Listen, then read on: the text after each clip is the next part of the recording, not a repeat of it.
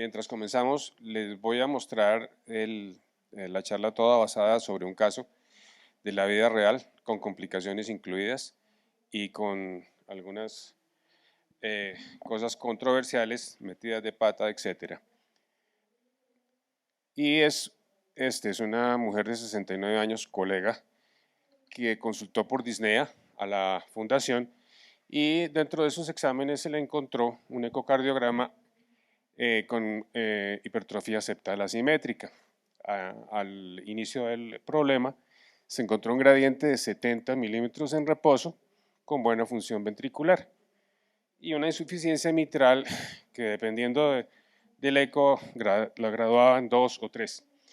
Tenía una resonancia magnética que ahora se las muestro y adicionalmente no había realce tardío por gadolinio. Ella ya tenía una historia cardiovascular desde 2016, múltiples stents en varias arterias en diferentes sesiones. Había tenido fibrilación, era hipertensia, tenía bocio y adicionalmente tenía un pequeño detalle que ahora les contamos cuál es. El examen físico, el típico pues de una persona con cardiopatía hipertrófica con su soplo. Y esto es lo que dicen las guías actuales. Esta es la guía europea sobre las indicaciones de intervención. Se definió que sí requería intervención porque no tolera beta bloqueadores y tenemos dos opciones. Podemos hacerle disminuir la oclusión del tracto de salida, se puede hacer de dos formas, o cirugía o ablación septal. La verdad, cuando se revisan las guías, ambas tienen indicación 1B o 1C, dependiendo de la guía, dependiendo del momento en que la hayamos revisado. De todas maneras, es una intervención que solamente reduce los síntomas. No es una intervención que cure y realmente todos los pacientes deberían tener un tratamiento específico, específicamente con medicamentos. Si nosotros decidimos hacer una intervención con ablación septal, como fue el caso con ella, porque la paciente se negó rotundamente a cirugía, el caso es que debemos tener en cuenta estas indicaciones. Hay que seleccionar muy bien el paciente porque si no, no vamos a tener buen resultado. Los síntomas que se mejoran son la disnea. No se mejora la arritmia y posiblemente mejoremos los síncopes, pero recuerden que muchos tienen arritmia y por eso el síncope no necesariamente es relacionado con la obstrucción. La obstrucción tiene que ser importante, mayor de 50, ya oyeron a la doctora Claudia. La anatomía tiene que ser susceptible. Hay muchas variedades de obstrucción y en la medida en que uno ve pacientes con cardiopatía hipertrófica nos damos cuenta que la válvula mitral juega un papel muy importante en esa obstrucción y hay que evaluar de una manera juiciosa el papel de la válvula mitral en la obstrucción para saber si la ablación le va a servir o no. Finalmente, si de todas maneras tiene que ir a cirugía cardíaca, pues no tendría sentido hacerle ablación. Ok, habiendo hecho esto, creo que todos hemos dicho lo mismo, tiene que haber experiencia en el grupo. Este era el caso de ella. Como ustedes ven, tiene una cardiopatía septal asimétrica y aquí ven la obstrucción del septo, tenía 18 milímetros de septo, que realmente no se ve muy impresionante ahí, pero cuando se hace ejercicio hay una aceleración muy importante en el tracto de salida y en los ejes cortos se aprecia que es primordialmente septal. Muy importante examinar para los intervencionistas muy detenidamente dónde está la hipertrofia, porque ese es el sitio que vamos a embolizar. Y en esto definitivamente la resonancia es mucho mejor. La resonancia nos dice dónde estará, nos permite rotar las imágenes de manera que encontremos qué parte del septo es la que está protruyendo y como ven ustedes acá es muy evidente dónde está el problema. Está justo en el septo, en el tracto de salida, el resto del septo no parece ocluir la cavidad y la insuficiencia mitral, bueno, ya oyeron a la doctora Claudia cuál es el mecanismo. A pesar de que ella tenía insuficiencia mitral, decidimos hacerle la embolización porque creímos que la válvula estaba buena, que el problema era el movimiento anterior de la mitral. Desafortunadamente, en ese momento se descubrió que la paciente además tenía un cáncer de mama, no se podía llevar a cirugía o los cirujanos tampoco le iban a operar, entonces nos quedamos con que era ablación o era ablación. El procedimiento se debe hacer con anestesia general y con una guía ecográfica. Si no tenemos una guía, no vamos a saber qué hicimos.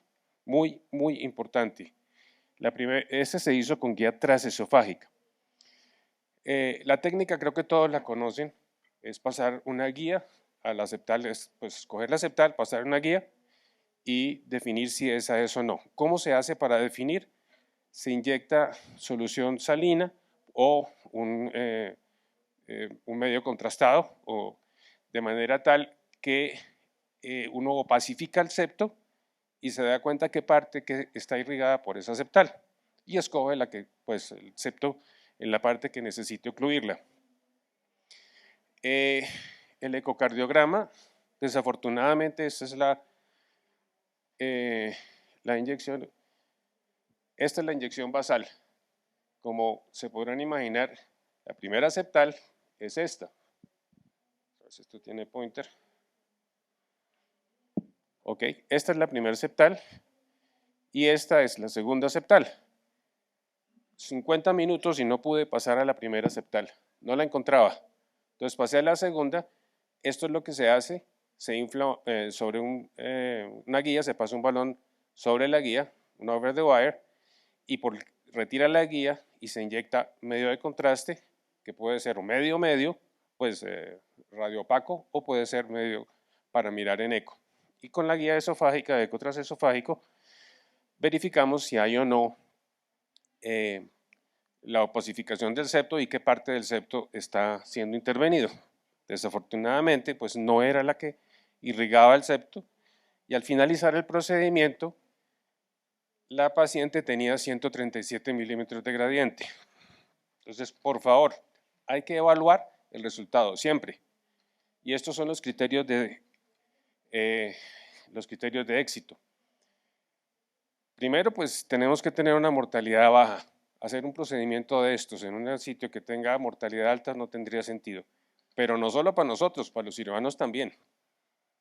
Los cirujanos, creo que ustedes, sobre todo los que tenemos canas, hemos visto la evolución de la cirugía en esto. Todos dicen que la hacen, pero cuando uno les pregunta cuántas han hecho, no es así, no es cierto que sean tan expertos. La segunda parte es que debemos evitar las complicaciones, dentro de las cuales sobre todo están los hematomas septales y sangrado por los sitios de punción o pues por la perforación de las arterias. Las complicaciones más difíciles son que la ablación, tanto por cirugía como por ablación septal, tiene una alta probabilidad de producir un bloqueo auriculoventricular, y como es tan alta, cercana al 10%, todo paciente debe advertírsele. Usted puede necesitar un implante de marcapaso, que además por su patología podría ser un cardiodesfibrilador, que no es un mal menor. La insuficiencia mitral puede empeorar, generalmente mejora, pero puede empeorar después de la ablación. Entonces hay que ser muy claro con la paciente o con el paciente que puede terminar de todas maneras en cirugía. Y tal vez este es nuestro talón de Aquiles, porque para todo lo demás nos va muy bien, pero la probabilidad o la necesidad de reintervención es alta, mucho más alta para nosotros, pues para la ablación, que para la cirugía. Sin embargo, la tasa de mejoría de síntomas es muy alta, cercana al 90%, y la disminución del gradiente, como es controlado en la sala, pues también es muy adecuada. Esto es lo que nosotros vemos, y siempre empezamos el procedimiento haciendo esto, verificando que sí de verdad tenga gradiente. No solo por eco, que de verdad tenga el gradiente donde se supone que lo tiene, en el tracto de salida. Ha habido más de una sorpresa cuando encontramos que el gradiente realmente era medio ventricular. Perdón. Además nos sirve también para evaluar el resultado final después de la intervención. Bueno, esta paciente entonces, como les dije, primer intento, desastre, no sirvió. 2 meses después, la paciente continúa muy sintomática y de común acuerdo decidimos con su médico tratante hacer un segundo intento. En este caso, anestesia general y por disponibilidad, realmente la verdad fue por disponibilidad de eco transesofágico, lo hicimos con eco intracardíaco, con un muy buen resultado. Y aquí creo que esto es lo más importante. Esta es la diapositiva de recordar. Tiene que uno que tener un plan. Ya había hecho una insuflación, no sirvió. Hay que hacer otra cosa diferente. Se utiliza definitivamente otra técnica.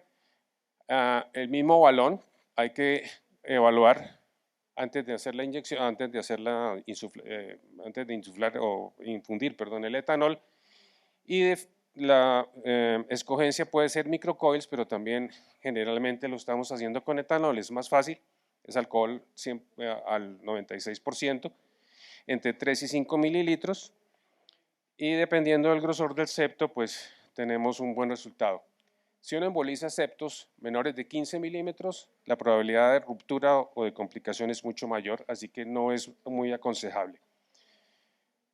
La angiografía, como ya la habían visto, bueno, resultó que esta septal no se originaba realmente en la descendente anterior, sino en el ramus intermedio. Por eso había sido tan difícil. Ese ramus tenía un stent y para poder pasar hubo que dilatar el stent, pero como ven, finalmente se logró. Y ahí tenemos una guía en la segunda septal, que fue la que se embolizó, y una guía en la que realmente consideramos pues que es la guía, que es la primer septal donde estaba el problema. Con eco intracardíaco las imágenes son tan buenas o hasta mejores que con el eco transesofágico. La única complicación es que necesita alguien que le ayude a uno con el eco. La posición del eco en una flexión tan importante pues no es muy estable. Pues para los que les gusta el eco intracardíaco, que por ahí está el doctor Cabrales.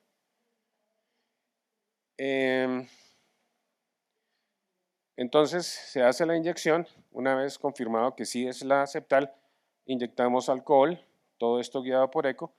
Inmediatamente, esto quiere decir en 3 minutos se sabe si hay o no éxito, desaparece el SAM, hay una refringencia del septo y además aparece el temido bloqueo de rama izquierda inmediatamente.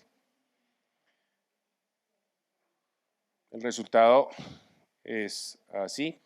Como ven, el eco está en posición, el eco intracardíaco hay que tenerlo en una posición un poquito complicada pues para mantenerla estable.